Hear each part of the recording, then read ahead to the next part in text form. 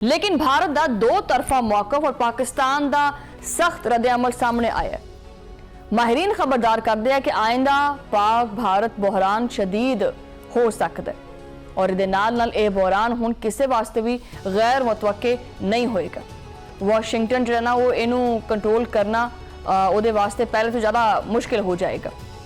नवी जंग जड़ी है वो टैक्नोलॉजीज और ड्रोन्स ने जो है ना संभाल ली है।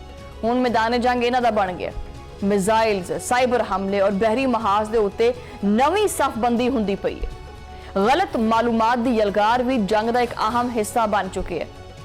पानी जैसे हसास हथियार के इस्तेमाल के इम्कानात भी मौजूद है। ये सारे जेडे अवामिल ने इस खिते नूं मजीद जो खतरे दे विच लैके जांदे पे। दोनों ममालिक की वधदी हुई खुद एतमादी हुण खतरा मोल लैण दे उत्ते मबनी है। किसी भी महदूद तसादुम वास्ते हुण वसी जंग दे विच बदलने के चांसेस ज्यादा होंदे पे। ये जंग अगरचे बज़ाहिर रवायती सतह के उत्ते लड़ी जाएगी, लेकिन गलत अंदाजियां और तेज रफ्तार फैसलियां नाल जो है ना वो एटमी तसादुम भी हो सकता है। खुदा ना खास्ता वैसे एटमी तसादुम होए, लेकिन एटमी तसादुम भी हो सकता है। मोदी सरकार का हुण एटमी तसादुम की दहलीज तो जो ना वो पहुंचण दा एक जो ना वो इरादा बनता पाया, लेकिन विच डर भी लगता पाया। इनू पहलगाम ऑपरेशन की नाकामी ने मोदी सरकार को दुनिया भर दे विच शर्मिंदा कर दिता है। भारतीय मीडिया जो कि पहले जंग दे जिहड़े राग ने वो अलापदा सी, हुण थोड़ा जिहा खामोश बैठा है, लेकिन विचे विचे तैयारी भी करता पाया।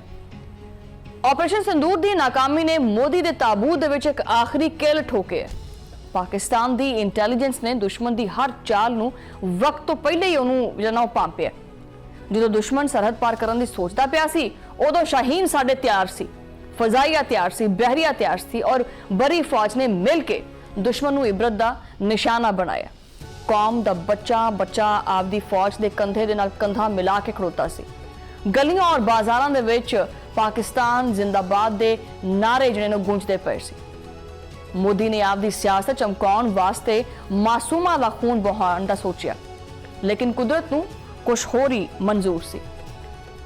पाकिस्तान ने साबित किया कि वो जिंदा और बेदार कौम है। साडी क्यादत ने साबित किया कि दबाव दे विच आने वाली नहीं हैगी। आलमी बरादरी ने भी देखिया कि केड़ा बंदा जरना वो मुजामत करता पाया, केड़ा बंदा जारे है, केड़ा बंदा अमन दा हैगा। भारत ने झूठे प्रोपेगेंडे के जरिए दुनिया नूं गुमराह करने की कोशिश की, मगर सच की रोशनी ने झूठ के सारे अंधेरे खत्म करते।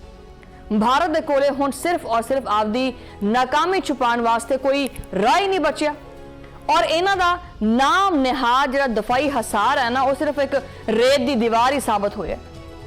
पाकिस्तान के गाजियां ने आपदी महारत नाल जदीद जिहड़ी जंगी तारीख है ना वो रकम की है। मोदी का इंतहा पसंदाना नजरिया खुद भारत वास्ते एक जहर बन चुके है। ऑपरेशन सिंदूर की राख हुण सिर्फ और सिर्फ भारतीय हुक्मरानों के चेहरे के उत्ते लगी हुई है और पाकिस्तानी अवाम ने साबित किया है कि वो वतन की खातिर जान भी दे सकते हैं। गाजियां ने मैदान जंग दे विच दुश्मन के छक्के भी छुड़ाए हैं और फतह भी हासिल की है। मैं तो समझती हूँ कि हुण भारत को यह समझ लेना चाहिए है कि पाकिस्तान का जिहड़ा दिफा है ना वो नाकाबिल तस्खीर है। किसी भी किस्म की मुहिम जोई का इंजाम उही होएगा जिहड़ा कि पहलगाम दे विच होया। पाकिस्तान की दफाई सलाहियत का एतराफ हुण पूरी दुनिया करती पई है। मोदी सरकार नूं हुण जिहड़ा अपनी अंदरूनी जिहड़ी नाकामी है उहदे उत्ते तवज्जो देनी चाहिए भी आखिर जिहड़ी जिहड़ा सारा भाणा साडे नाल वरतिया है ये होया किवें। दूजियां दे घरां दे विच जिहड़े अग लाउण वाले ने हुण खुद शदीद परेशान ने। ऑपरेशन बुनियाद महसूस की कामयाबी हक और बातिल का बहुत वड्डा मार्कर सी। पाकिस्तान ने साबित किया है कि वह खिते का एक जिम्मेदार एटमी मुल्क है। ये नहीं है कि साढ़े कोले एटमी ऐसी ताकत साढ़े कोले एटम बम पिया होया ते चक के किसी भी मुल्क ते ठोक दांगे, इहदा नहीं हुंदा।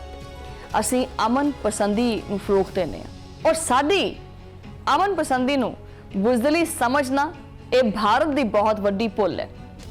तारीख गवाह है कि जदों भी पाकिस्तान नूं पुकारिया गया उन्हें भरपूर जवाब भी दिता है। पहलगाम का वाकया भारतीय तारीख का एक स्याह बाब बन के रहेगा।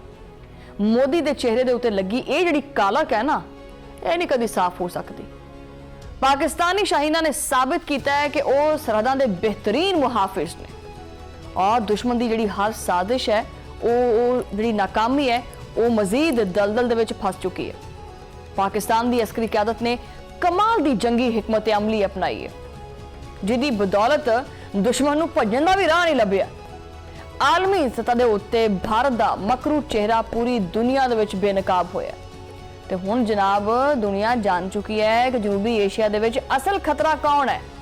देखो, पाकिस्तान तो हमेशा अमन का आलम बरदार रहा और रहेगा, मगर असी आप दी खुद मुख्तारी दे उत्ते कोई समझौता नहीं करते। और खास करके मोदी सुन ले, पाकिस्तान वाल उठन वाली हर अख और हर उंगल ये तोड़ना भी जानते हैं तो मरोड़ना भी जानते हैं। साडे गाजिया ने जो सबक सिखाया है वो भारत को कभी भुलेगा नहीं। ऑपरेशन संदूर दे ताबूत दे विच आखिरी किल जिहड़ा ना वो ऑपरेशन बुनियानुल मरसूर साबित होया और ये फतह जड़ी है वो सिर्फ पाकिस्तान की फौज की नहीं बल्कि ये 25 करोड़ आवाम की भी फतह है। सच्चाई का परचम बुलंद होया और झूठ दियां सारियां जड़ां कटियां गईयां। भारत हुण आपदे ही जख्म चटदा पिया, बल्कि चटना की है जख्म नूं, हुण तां चट भी नहीं सकदा क्योंकि उस जख्म नूं पै गए ने कीड़े, वो इहदे वास्ते नासूर बन चुके हैं। दुनिया हसदी पई है, तोए तोए करदी पई है और पाकिस्तान का सिर फखर नाल बुलंद हुंदा पिया और दुश्मन की जिहड़ी गर्दन है वो पाकिस्तान ने तोड़ दी है। और ये मार्का हमेशा आने वाली नस्लों वास्ते एक मशले राह रहेगा। असी साबित किया है कि असी एक नाकाबिले शिकस्त कुवत बन चुके हैं और पाकिस्तान की तरक्की और अमन हुण दुश्मनों की जिहड़ियां अखां ने ना उन्हां दे विच खटकदा पिया, लेकिन असी हर आजमाइश दे विच सुरखरू होकर निकलांगे। मोदी का ख्वाब चकनाचूर होएगा और पाकिस्तान का कद मजीद बढ़ेगा। हुण वक्त जिहड़ा ना आ गया है कि भारत आपदी असल हकीकत तस्लीम कर ले, पाकिस्तान के खिलाफ साजिशां करना बंद कर दे। उन्हें वस का रोग नहीं रहा।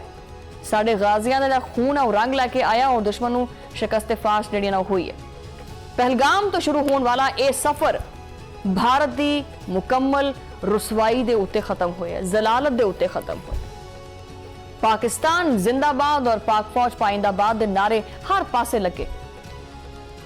हुण जिहड़ा ना दुश्मन पाकिस्तान दे वाल देखण दी भी जरूरत नहीं करदा। जिन्ने मर्जी अपना दफाई बजट बढ़ा ला, जिन्ना मर्जी किना लेंदे ने हथियार खरीद ला, जिन्ने मर्जी ड्रोन्स लैके उड़े थे। भारत दे विच इन्ना ड्रोन होया पिया भी उत्थे परिंदे घट ते ड्रोन ज्यादा उड़दे ने। लेकिन जदों जिहड़ी जित है ना और हक की जित हुंदी है, कदी बातल की जित नहीं हुंदी है। भारतीय जिहड़े सुरमाए ने उन्हां दे दावे जिहड़े ने तरे दे तरे रह गए।